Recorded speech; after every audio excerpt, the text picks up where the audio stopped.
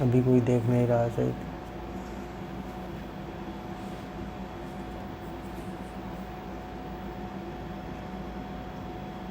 एक आदमी आया। हेलो।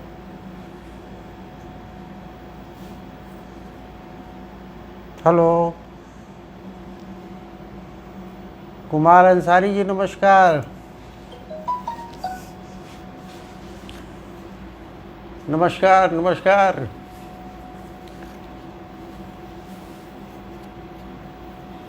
मेरी आवाज़ आ रही है?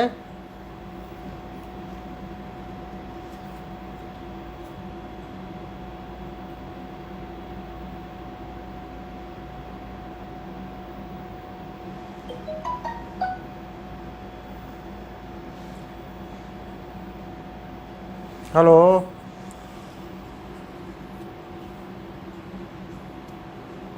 मोहम्मद बशूर जी, नमस्कार। आप सब लोगों को मैं देख पा रहा हूँ। आप सब लोग ठीक तो हैं?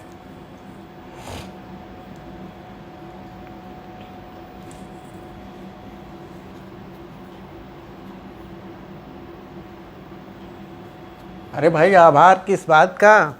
मेरा तो काम ही है आप लोगों को बताना।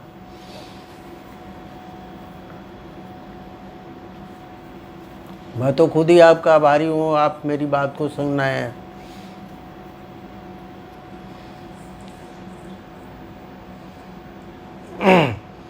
आप लोग कैसे हैं? सब ठीक तो हैं?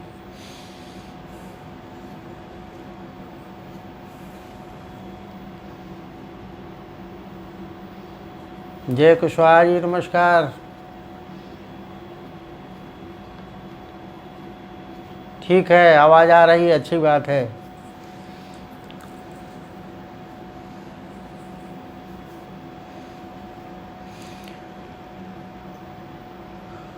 आप लोगों के मन में जो प्रश्न हो, हमसे चाहते हो, वो फेसबुक पर लिख दें। मैं उत्तर देने का प्रयास करूंगा।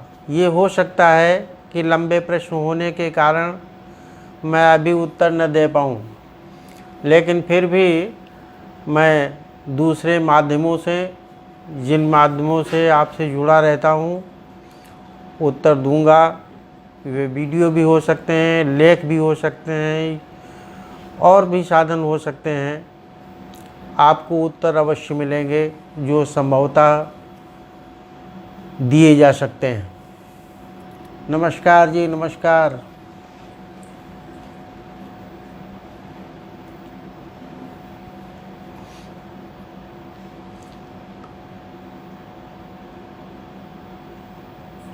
धन्यवाद धन्यवाद।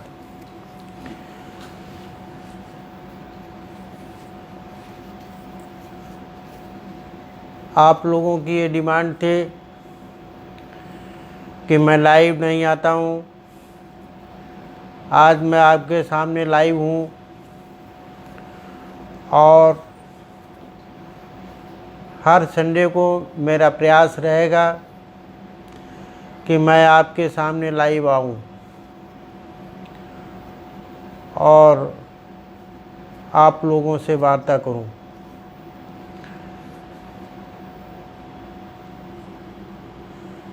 शर्मा जी, नमस्कार।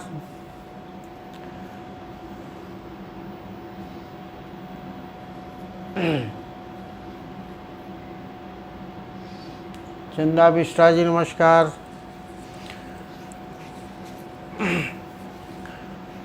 हम समझते हैं आप लोगों की अनेक समस्याएं हैं, और उन समस्याओं में आप उलझे हुए हैं। मेरा प्रयास है कि आप लोगों को सही मार्गदर्शन मिले, लेकिन सही मार्गदर्शन में सही चीज़ प्राप्त होने में कठिनाइयाँ तो होती ही हैं, और इन कठिनाइयों से जब तक हम सामना नहीं करेंगे, हम कठिनाइयों से ऊपर नहीं पाते।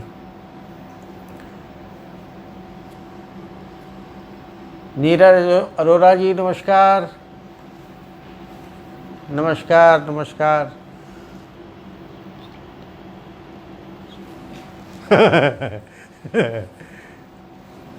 बात तो होती रहती थी।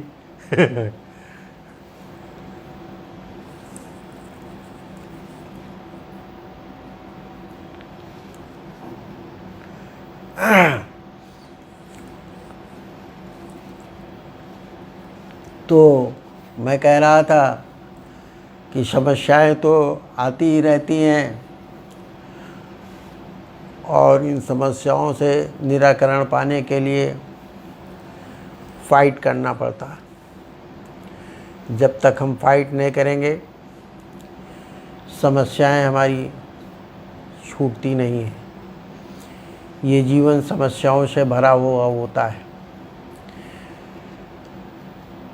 वो चाहे एक प्रैक्टिशनर का जीवन हो या गृहस्थ जीवन का कोई व्यक्ति हो या पैथी से संबंधित कोई समस्या हो।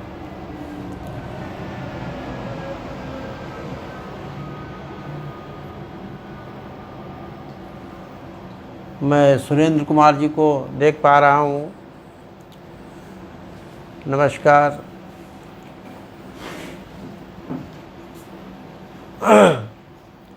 अभी कुछ दिनों पहले तमाम लोगों ने मेरी फेसबुक पर लिखा किसी विषय को लेकर के, जिसमें कोई ऐसी चीज़ थी जो लोगों की समझ में नहीं आ रही थी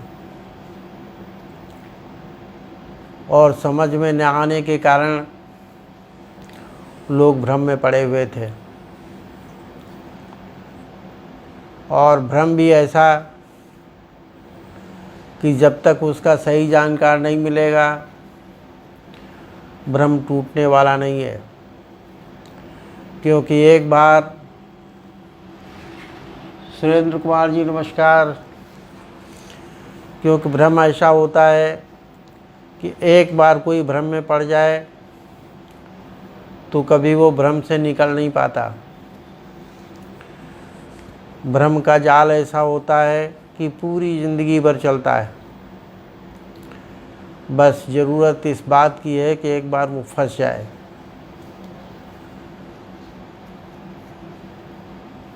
इस पूरी दुनिया में प्रत्येक व्यक्ति भ्रमजाल में फंसा हुआ है।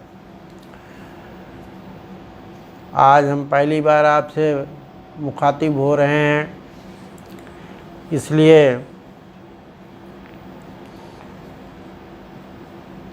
हम कोई विशेष बात न लेकर के साधारण बात ही ले रहे हैं। आप लोगों के जो प्रश्न आएंगे उन्हीं प्रश्नों के उत्तर हम ले करके आपके सामने अगली बार आऊँगा। नमस्कार नमस्कार नमस्कार। ये नाम नहीं समझ में आ रहा है, ये हाथ बना करके देखा है, बनाया दिखाया है। नमस्कार। तो मैं कह रहा था कि आपके सामने अनेक प्रकार की समस्याएं हैं। जैसे इलेक्ट्रोहोम्योपैथिक में डाइल्यूशन की समस्या, औषध बनाने की समस्या,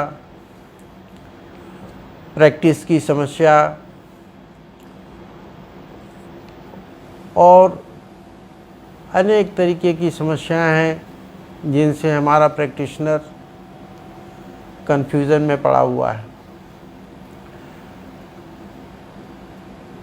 हमारे पास बहुत से फ़ोन आया करते हैं और नमस्कार भाई नमस्कार, बहुत से फ़ोन आया करते हैं। समाधान फ़ोन से कुछ हो पाता है, कुछ नहीं हो पाता है, क्योंकि हर चीज़ बताने से नहीं समझ में आती, पढ़ने से नहीं समझ में आती, जब तक कि उसका सही अनुभव न हो। एक बार मैं छोटी क्लास में पढ़ता था, तो टीचर पढ़ा रहे थे पिट्यूटरी ग्लैंड। पिट्यूटरी ग्लैंड के विषय में उन्होंने बताया कि सर में होती है। अब वो छोटी क्लास की बात थी, उनके मन में आया, हालांकि पिट्यूटरी ग्लैंड छोटी क्लास में होती नहीं, पढ़ाई नहीं जाती, लेकिन वो अच्छे टीचर थे, कुछ बताना चाहते थे, तो उन्होंने उस पर बताना शुरू किया। वो एग्रीकल्चर के टीचर थे। मेरी बेसिक क्वालिफ़िकेशन एग्रीकल्चर की 6th क्लास से है। तो उन्होंने छोटे बच्चों को समझाने के लिए एक बहुत अच्छा फार्मूला बताया था। उन्होंने बताया कि एक सुई ली जाए लंबी सी, और उसको यहाँ से यदि डाला जाए, जितनी दूरी तक जाए, दूसरी सुई कान के पास से डाली जाए, और जहाँ पर दोनों सुई की नोक एक दूसरे से टच करें, वहाँ पर पिट्यूटरी ग्लैंड होती है। अब उस टाइम में ये बात तो हम लोगों की समझ में नहीं आई। नमस्कार भाई, नमस्कार नमस्कार।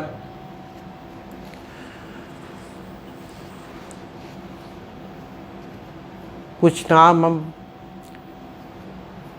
नज़र कमज़ोर होने के कारण दूर से पढ़ नहीं पाते हैं, तो आप लोगों को कोई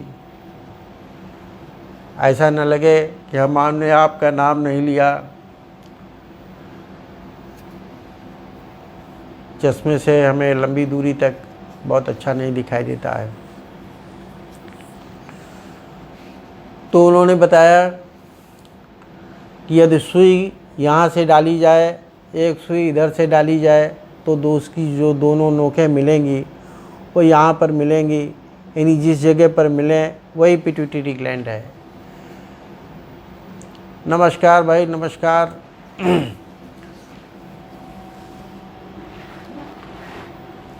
ये शायद संजय जी हैं, संजय सिंह, नमस्कार। तो वहाँ पर पिट्यूटरी ग्लैंड है। उस टाइम में हम लोगों की बात समझ में नहीं आती थी कि ये पिट्यूटरी ग्लैंड होती कौन सी चीज़ है। लेकिन जब मैं एजुकेशन में गया, नमस्कार नमस्कार, एजुकेशन में गया और वहाँ पर पिट्यूटरी ग्लैंड के विषय में पढ़ा, तो उसकी कुछ समझ में आई। इसके बाद जब मैंने इलेक्ट्रो होम्योपैथी ज्वाइन की, वहाँ पर इसके विषय में पढ़ाया गया, वहाँ भी कोई थोड़ी बहुत बात समझ में आई, लेकिन हकीकत से दूर था। वो ये था कि जब तक अपना व्यक्तिगत अनुभव नहीं होता, तब तक कोई चीज़ समझ में नहीं आती।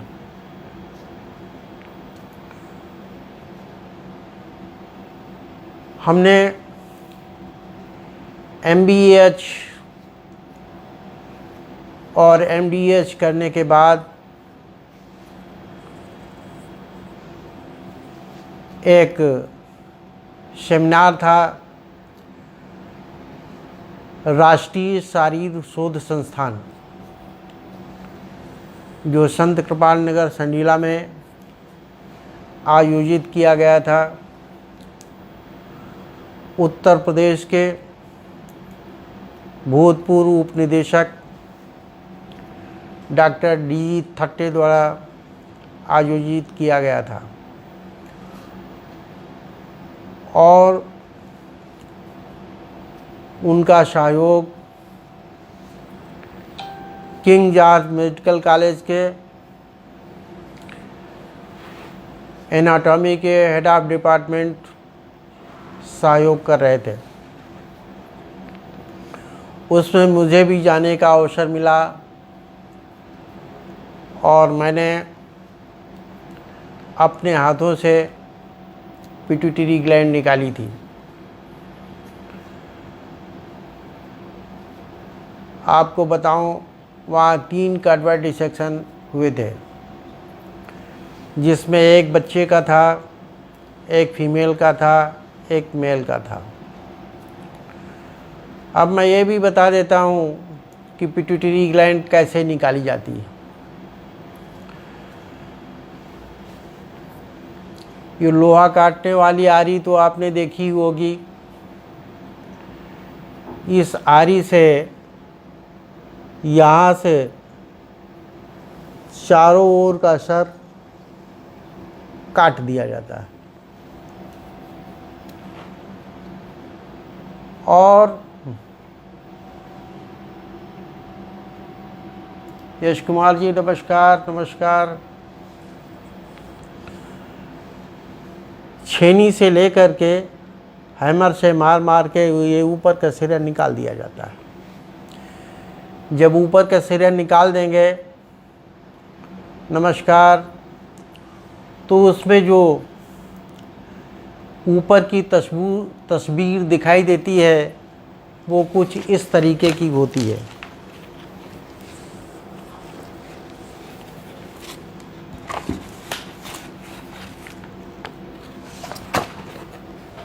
ये जो तस्वीर दिखाई दे रही है ये इस तरीके की होती है। ये नीचे की तस्वीर है।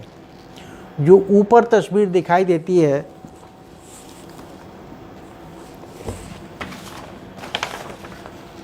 जो यहाँ पर ऊपर का ये वाला हिस्सा होता है वो इस तरीके का होता है। ये एक लॉन्गिट्यूडिनल फिशर होता है। आप लोग ध्यान से देखिए, ये एक लाइन दिखाई दे रही है, इसको कहते हैं लॉन्गिट्यूडिनल फिशर। ये यहाँ से इधर तक आती है, यानी ब्रेन को 2 हिस्सों में बांटती है। आपको बताऊं, पूरे शरीर में एक लाइन होती है जिसे इमेजिनरी लाइन कहते हैं। इमेजिनरी लाइन यहाँ से शुरू होती है और सीधे बीचों बीच से शरीर को 2 भागों में बांटती हुई पीछे से वापस आकर के फिर यहाँ आ जाती है। इसे इमेजिनरी लाइन या काल्पनिक लाइन कहा जाता है। इसके एक सिरे को लेटरल साइड लेफ्ट और दूसरे को लेटरल साइड राइट कहते हैं। यही इस ब्रेन में भी है कि इसके ये जो लाइन बनी हुई है,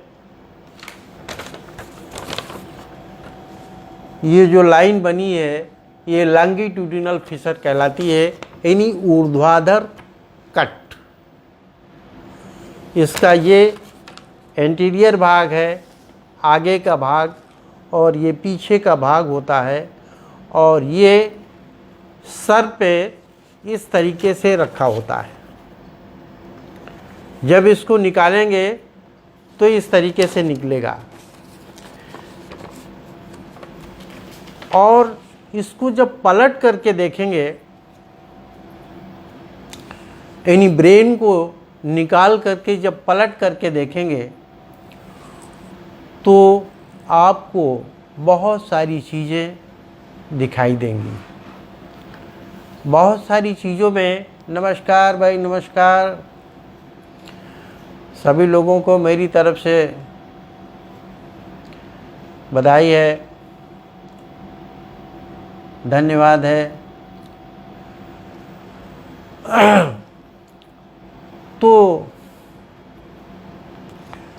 जब पलट करके उसको देखेंगे तो लॉन्गिट्यूडिनल फिशर यहाँ भी दिखाई देता है। आप लोग ध्यान से देखें, यहाँ से एक लाइन सीधी ऐसे गई है। हो सकता है इसमें साफ ना दिखाई दे रही हो, तो हम इसमें दिखाते हैं।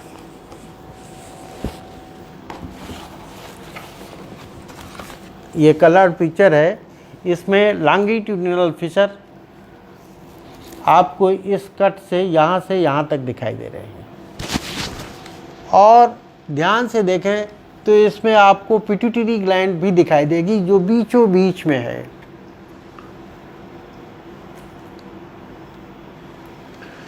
यहाँ अगर साफ नहीं दिखाई दे रहा है तो मेरी फेसबुक पर जा कर के वहाँ आप देख सकते हैं, ये पिट्यूटरी ग्लैंड, यही चित्र वहाँ पर पड़ा है और हमने मार्क भी किया है, वहाँ इसको देख सकते हैं। अब मैं अभी शुरू में बता रहा था कि जहाँ पर इधर से कान में सुई कान के पास से डाली जाए और इधर से सुई डाली जाए, जहाँ पर एक दूसरे से मिलती हैं, वहाँ पर पिट्यूटरी ग्लैंड होती है। तो आप देखें, जहाँ पर मैंने उंगलियां लगा रखी हैं, कान यहाँ पे होते हैं और जो मत्था होता है, फ्रंटल बोन होती है, वो यहाँ पे होती है, यहाँ पे होती है। इधर से जो सुई डालेंगे वो यहाँ पर आ करके इधर से जाने वाली सुई से टकराएगी। तो पिट्यूटरी ग्लैंड जो है वो ये है, ये पिट्यूटरी ग्लैंड है। आप देखिए इसके सामने लिखा होगा पिट्यूटरी ग्लैंड। ये देखिए, मैंने दूसरी उंगली इसी पिट्यूटरी ग्लैंड पर जहाँ लिखा है वहाँ मैंने रखी हुई है। ओके, अब ये चित्र मैंने नहीं बनाया है, ये चित्र बुक में बने हुए हैं और बुक भी मेरी लिखी हुई नहीं है, न किसी इलेक्ट्रो होम्योपैथिक वाले की लिखी हुई है, ये फॉरेन राइटर की लिखी हुई है। और ये बुक MBBS, BHMS, BAMS और नर्सिंग स्टाफ में पढ़ाई जाती है। जो BSc नर्सिंग करते हैं उनको भी यही बुक पढ़ाई जाती है। तो मैंने जब वहाँ पर पिट्यूटरी ग्लैंड निकाली, हम लोगों को 5 लोग थे जिन्हें पिट्यूटरी ग्लैंड निकालने का सौभाग्य प्राप्त हुआ था। 5 लोग थे जिसमें इलेक्ट्रो होम्योपैथी का मैं ही कैंडिडेट अकेले था, बाकी सब आयुर्वेद के थे। और उसमें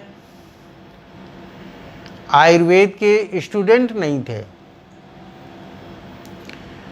आयुर्वेद के प्रोफेसर थे, लेक्चरर थे। ये मेरा सौभाग्य था कि मुझे पिट्यूटरी ग्लैंड निकालने का अवसर मिला और वहाँ से मुझे एक प्रमाण पत्र भी प्राप्त हुआ था। ये शायद 1994 की बात है। उस प्रमाण पत्र को भी मैंने डाला है। पिट्यूटरी ग्लैंड की स्थिति को दिखाने के लिए मैंने एक चित्र पर स्केल रखकर इंडिकेट किया है कि पिट्यूटरी ग्लैंड इस जगह पर है। पिट्यूटरी ग्लैंड जो ब्रेन है उसका साइज एंटीरियर से लेकर के पोस्टीरियर तक, यहाँ तक यानी लॉन्गिट्यूडिनल प्रेशर जहाँ से शुरू होता है उसके थोड़ा ऊपर से जहाँ ख़त्म होता है उसके थोड़े आगे तक ब्रेन होता है, और वहाँ तक जो दूरी है चित्र में वो 8 सेंटीमीटर की है। और 8 सेंटीमीटर का यदि हम आधा करें तो 4 सेंटीमीटर होता है, और 4 सेंटीमीटर पर पिट्यूटरी ग्लैंड नहीं होती।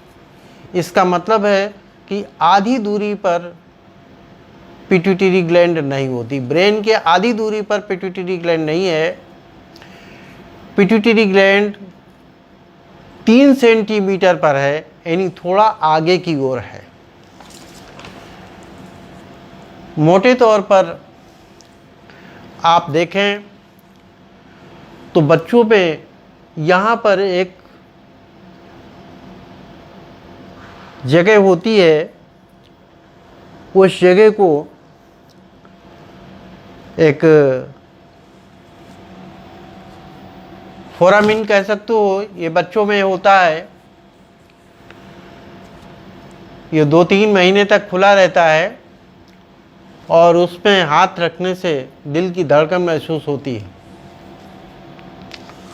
उसके ठीक नीचे ना होकर के थोड़ा सा आगे या पीछे होती है। अब आपको अंदाज लग गया होगा कि पिट्यूटरी ग्लैंड कहाँ पर होती है। ये ठीक ब्रेन में ठीक बीच में होती है, बीच से थोड़ा आगे, और ये मटर के दाने के बराबर होती है। अब सवाल इस बात का है कि बहुत सारे लोगों ने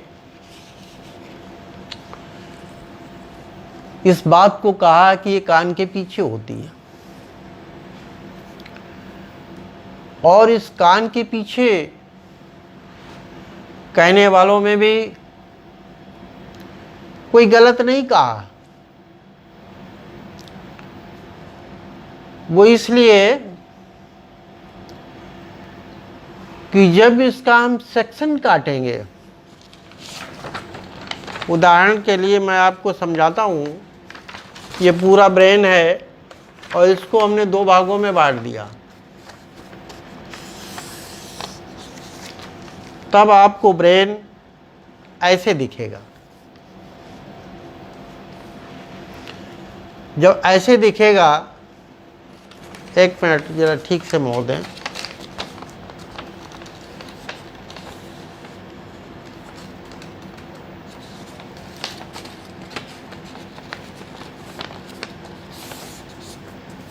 तब आपको ब्रेन ऐसे दिखेगा।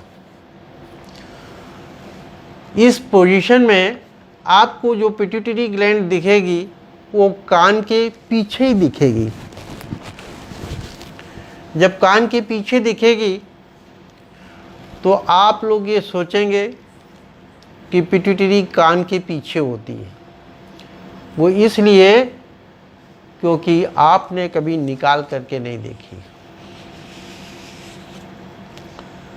जब निकाल करके देखेंगे तो पिट्यूटरी ग्लैंड की सही स्थिति पता चल जाएगी। या आपको कोई अच्छा टीचर मिल जाए जो वस्तु स्थिति को अच्छी तरीके से समझा दे, और वरना इस संसार में तो बहुत सारे लोग ऐसे हैं जो खुद नहीं समझते और दूसरों को समझाने वाले आते हैं।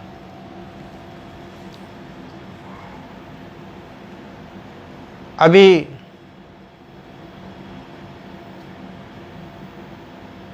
कुछ लोग ये कह रहे थे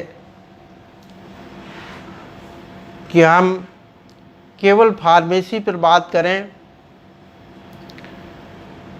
इलेक्ट्रो होम्योपैथी को बढ़ाने की बात करें, फिलॉसफी फार्मेसी की बात ना करें, सॉरी एनाटॉमी फिजियोलॉजी की बात ना करें। मैं आपको बताना चाहता हूँ कि हम उनमें से नहीं हैं जो लोग आर्ट साइड से पढ़ करके, कॉमर्स पढ़ करके या दूसरे कोई विषय लेकर के इलेक्ट्रो होम्योपैथिक करते हैं। मैंने एनाटॉमी भी पढ़ी है, फिजियोलॉजी भी पढ़ी है, बॉटनी भी पढ़ी है, जूलॉजी भी पढ़ी है और डिसेक्शन भी किया है। आज तो सरकार ने कॉलेजों में डिसेक्शन पर रोक लगा दिया है। अब तो आप फ्रॉग का डिसेक्शन भी नहीं कर सकते। केचुए का डिसेक्शन, कॉकरोच का डिसेक्शन करवा करके छोड़ दिया जाता है। लेकिन मेरे टाइम में रैबिट तक का डिसेक्शन होता था और इन सारी चीज़ों की स्टडी कराई जाती थी। मैं वहाँ से आया हूँ। इसलिए जो लोग ये सोचते हैं कि मुझे एनाटॉमी ने पर नहीं बोलना चाहिए, मुझे फिजियोलॉजी पर नहीं बोलना चाहिए, ये विषय किसी विशेष व्यक्ति के अधिकार में नहीं है कि मैं नहीं बोल सकता हूँ। मैं सारे विषय पर बोल सकता हूँ और मैं सारे विषय पढ़ करके आया हूँ। तब इलेक्ट्रो होम्योपैथी किया हूँ। ये अलग बात है कि जिस विषय में ज़्यादा रुचि होती है उस विषय में व्यक्ति ज़्यादा पारंगत होता है, उस पर ज़्यादा व्यक्ति सोचता है। जिस विषय में उसकी रुचि कम होती है उस विषय में वो कम बोलता है। मेरा कभी भी ये विचार नहीं रहा कि मैं किसी पर टोका टिप्पणी करूं, लेकिन दुर्भाग्य इस बात का है कि लोग मेरे ऊपर टोका टिप्पणी करते हैं।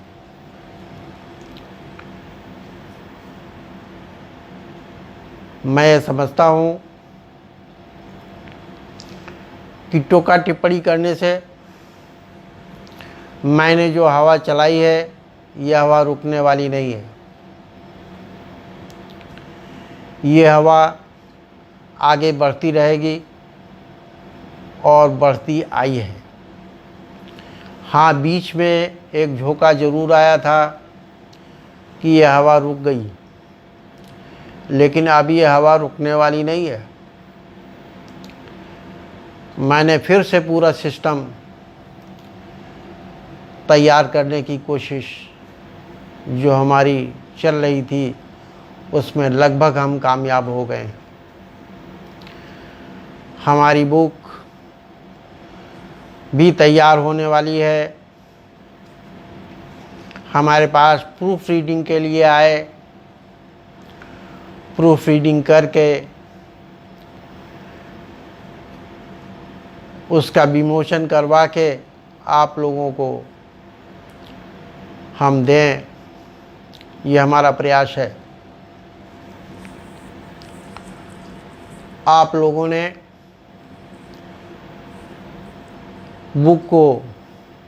पुस्तक को बुक किया है, फुल पेमेंट दे दिया है। ऐसे बहुत सारे लोग हमारे पास आ गए हैं। हमारे पास 500 पुस्तकें ही हमने छपवाई हैं और पुस्तक ख़त्म होने पर दूसरी बार छपेंगी। हो सकता है कुछ लोगों को पुस्तक उपलब्ध न हो पाए पहली बार में, इसलिए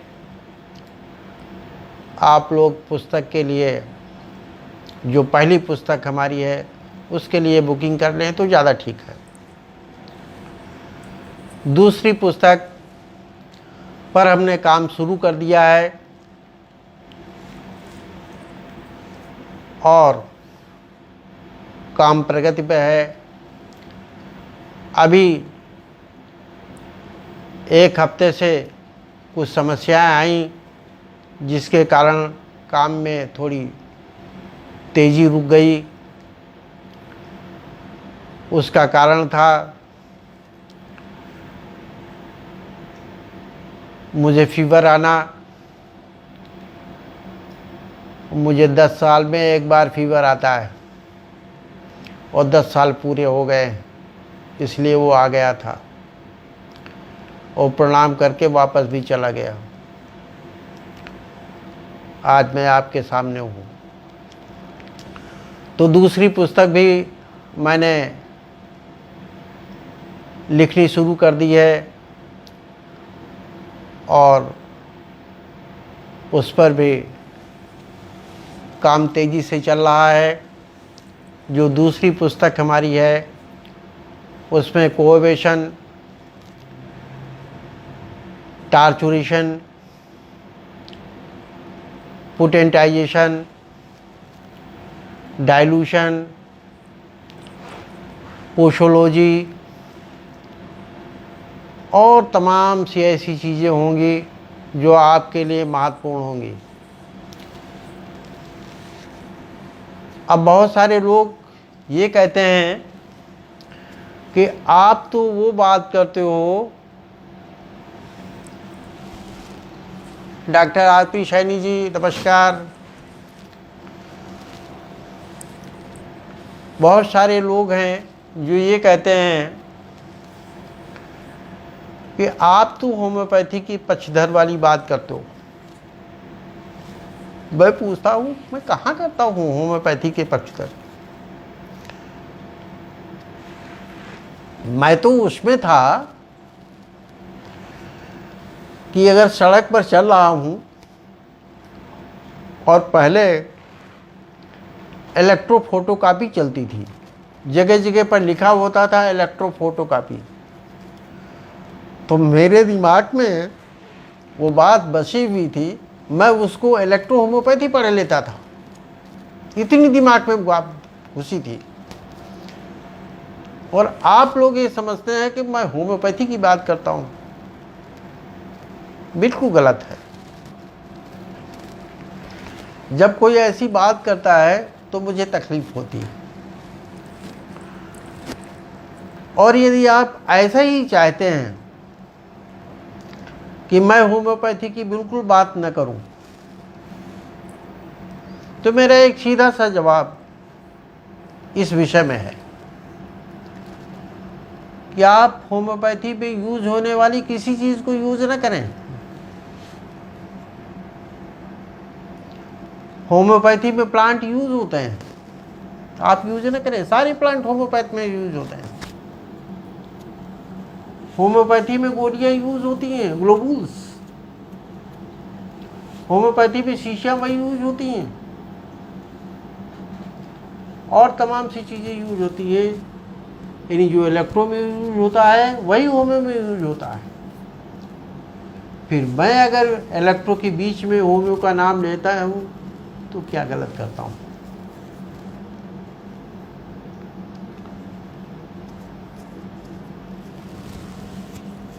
डॉक्टर जितेंद्र कुमार आचार्य जी नमस्कार।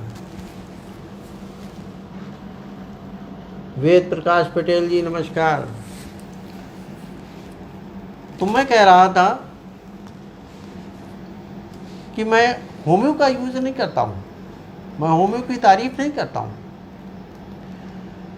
मैं सच्चाई को सामने लाना चाहता हूँ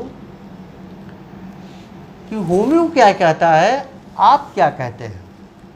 कौन सी चीज़ें ऐसी हैं जो होम्यो में है और आपके यहाँ भी है। कौन से सिद्धांत वहाँ है, कौन से सिद्धांत आपके यहाँ है। और होम्यो भी क्या है, मैं आयुर्वेद की भी बात करता हूँ, मैं यूनानी की भी बात करता हूँ, मैं बैच फ्लावर की भी बात करता हूँ। और आपको जानकर ताज्जुब होगा कि मैंने 2 साल तक एक बायोकेमिक मेडिकल कॉलेज में टीचिंग भी की है, जहाँ बायोकेमिक मेडिसिन पढ़ाता था। इलेक्ट्रो होम्योपैथिक मेडिकल कॉलेज में भी मैंने टीचिंग की है।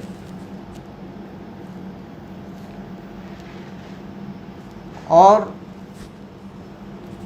बहुत सारे लोग पुराने लोगों में मुझे जानते भी हैं।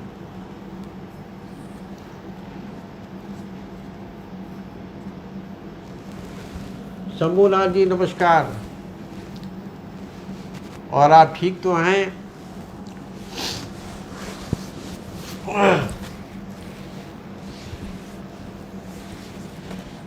तो मेरा इलेक्ट्रो से संबंधित बहुत पुराना जीवन रहा है।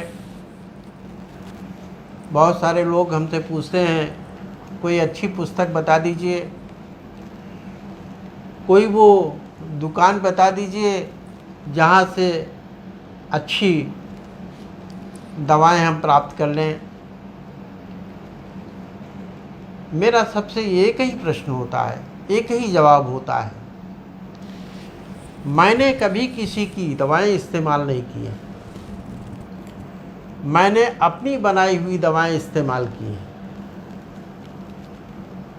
और फार्मेसी का इतना लेंथी काम है कि उसमें काम कर करके वो व्यक्ति प्रैक्टिस में पूरा टाइम नहीं दे सकता। उसमें एक जगह पर तो सर्वेंट के मत्थे छोड़ना ही पड़ेगा। चाहे आप प्रैक्टिस को सर्वेंट के मत्थे छोड़िए, चाहे फार्मेसी को छोड़िए। और जहां आप सर्वेंट के मत्थे छोड़े वही चौपट हो जाएगा। इसलिए फार्मेसी में जो डिस्पेंसिंग होती है उसका अनुभव मुझे है। फार्मेसी में एक विभाग होता है जहाँ से रोगियों को दवा दी जाती है, और वो हमारे यहाँ से होती रही है। बाकी रिजल्ट जहाँ जहाँ दवाइयाँ गई हैं वहाँ से हमको प्राप्त होते रहे हैं। इस तरीके से हम अपनी दवाइयाँ लोगों को देते रहें, उनके रिजल्ट प्राप्त करते रहें और अच्छी तरीके से हमारी दवाएं बनती रहें और चलती रहें। तो मैं बात कर रहा था कि हमसे लोग पूछते हैं कि कोई अच्छी बुक बता दीजिए, किसी अच्छी कंपनी का नाम बता दीजिए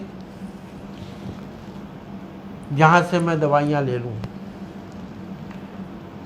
मैं आपको स्पष्ट कर दूँ, मैं किसी की बुक नहीं पढ़ता हूँ।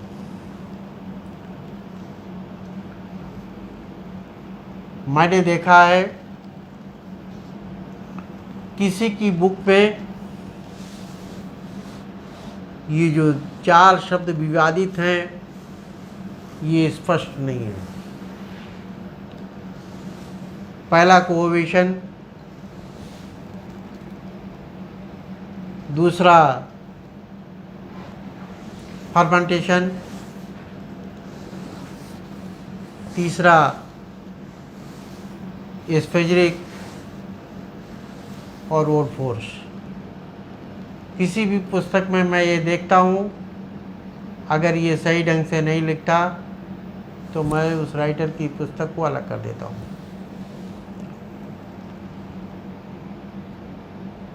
कंपनी के विषय में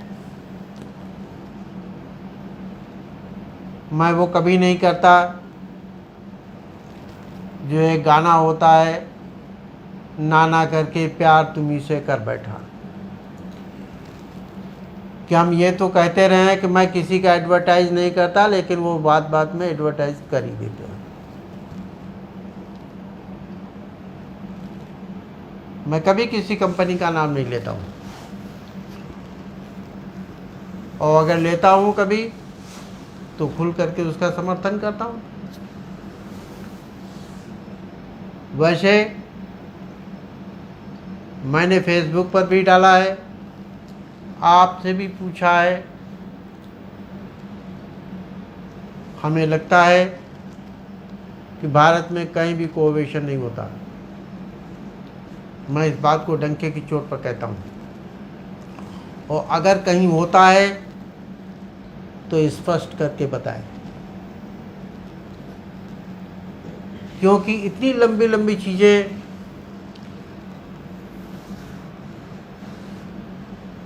जब वीडियो में, लेखों में लिख सकते हैं तो कोऑपरेशन क्यों नहीं बता सकते? वो बताना चाहिए। यदि नहीं बताते हैं तो इसका मतलब है आता नहीं।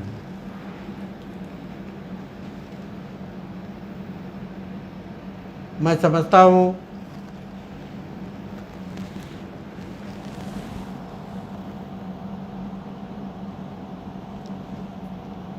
पांडे जी नमस्कार, गोपाल पांडे जी नमस्कार। तो मैं कह रहा था ये चीज़ें स्पष्ट होनी चाहिए। इलेक्ट्रोहोम्योपैथी में दवाओं में सिमिलरिटी आनी चाहिए, उसके लिए एक समिति बननी चाहिए, और दवाओं में सिमिलरिटी आनी चाहिए। लेकिन यहाँ तो हर व्यक्ति ये चाहता है कि हमारा फार्मूला सब इस्तेमाल करें। ऐसा कभी नहीं हो सकता। एक समिति बननी चाहिए जिसमें बिना पक्षपात के लोग बैठे हों, और वो निर्धारित करे कि ये फार्मूला लागू होगा, वो फार्मूला सर्वमान्य हो, और उसी को चलाया जाए। तो होम्योपैथिक दवाओं में सिमिलरिटी आ सकती है। इसी तरीके से पौधों के विषय में सारे के सारे लोग जब भाषण देते हैं तो ये कहते हुए अपने भाषण को कंप्लीट करते हैं या शुरुआत करते हैं कि इलेक्ट्रोहोम्योपैथी में 114 पौधों से दवाएं बनती हैं। अरे बड़े शर्म की बात है। कोई पैथी प्लांटों से बनी नहीं होती है। डॉक्टर सैमुअल हनीमैन ने केवल एक दवा बनाई थी सिनकोना से, और उसके बाद में आज 5000 के आसपास उसमें दवाएं हो गई।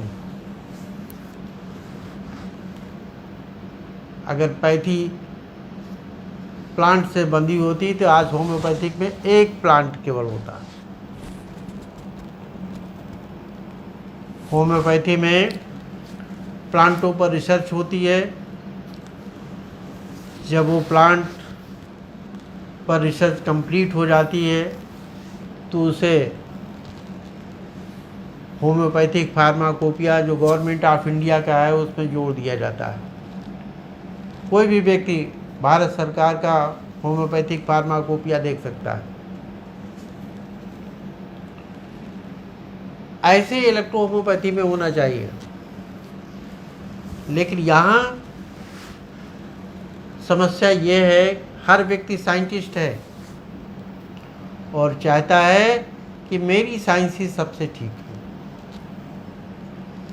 जब तक ये बात रहेगी तब तक इस पैथी का कभी उद्धार नहीं हो सकता। बहुत सारे लोग मुझे ऐसे भी मिले जो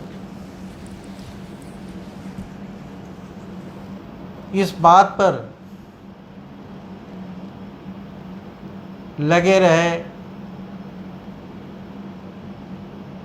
कि कुछ ऐसी चीज़ जोड़ दी जाए कि मैं डिस्टर्ब होता रहूं और आपको सच्चाई न पहुंचा पाऊँ। बहुत सारे फ़ोन कॉल्स भी मेरे पास ऐसे आए जिसमें एक प्रकार से धमकी दी गई कि आपको ये काम बंद कर देना चाहिए। लेकिन मैंने पहले ही बताया कि मैं इन चीज़ों से डरने वाला नहीं हूँ। मैं आपके सामने प्रयास है कि प्रत्येक संडे को आपके सामने आऊं और एक नया टॉपिक लेके आऊँगा। आज का मेरा टॉपिक पिट्यूटरी ग्लैंड था। अगली बार जब मैं आऊँगा तो किसी नए टॉपिक के विषय में बात करूँगा। आप लोगों ने मुझे लाइव देखा, मैंने आपको नहीं देखा, ये मेरी दिली तमन्ना नहीं पूरी हुई। आप लोगों ने लाइव देखा, आपकी तमन्ना पूरी हुई है, लेकिन मेरी तमन्ना अधूरी ही रही। ये मेरा दुर्भाग्य है, क्योंकि यहाँ पर हम आपको नहीं देख पा रहे हैं, लेकिन आप मुझे देख पा रहे हैं। इन्हीं शब्दों के साथ मैं अगले संडे तक आपसे विदा लेता हूँ।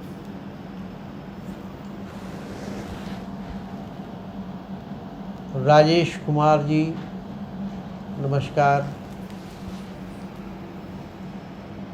और अगले संडे को यदि परिस्थितियाँ सामान्य रही तो मैं इसी टाइम 9:15 पर आपसे फिर मिलूँगा। सुरेंद्र कुमार जी, नमस्कार। 9:15 पर फिर मिलूँगा। तब तक के लिए लखनऊ से डॉक्टर अशोक कुमार मौर्य आपसे विदा लेते हैं।